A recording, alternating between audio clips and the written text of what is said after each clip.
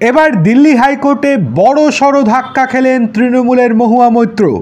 লোকসভা থেকে বহিষ্কারের পর তৃণমূলের প্রাক্তন সাংসদ মহুয়া মৈত্রকে দিল্লির সরকারি বাংলো ছেড়ে দিতে বলা হয়, কিন্তু তাতে রাজি হননি মহুয়া। চেয়েছিলেন 2024 সালের লোকসভা নির্বাচনের ফল ঘোষণার পরেই তিনি বাংলো খালি করবেন। এই নিয়ে দিল্লি হাইকোর্টে মামলাও করেন মহুয়া, কিন্তু বৃহস্পতিবার মহুয়ার আবেদন শুনেই বিচারপতি পরিষ্কারভাবে জানিয়ে দেন এই বিষয়ে আবেদন করতে হবে কেন্দ্রীয় সরকারের ডাইরেক্টরেট অফ এস্টেটের কাছে। সুতরাং তারপরেই মহুয়া বুঝে যান যে তার কাছে আর কোনো রাস্তা নেই, তাকে তার বাংলো ছাড়তেই হবে। আদালত কিচ্ছু করতে পারবে না। এক্ষেত্রে দিল্লি হাইকোর্ট বা সুপ্রিম কোর্ট কোনো কিছুই করতে পারবে না, সেটা আজকে জানিয়ে দেওয়া হয় দিল্লি হাইকোর্টের তরফ থেকে। আর তারপরেই মাথায় বাজ পড়ে মহুয়া দেবীর। এরপরে মহুয়ার আইনজীবী বাধ্য হয়ে মামলাটি প্রত্যাহার করে নেন।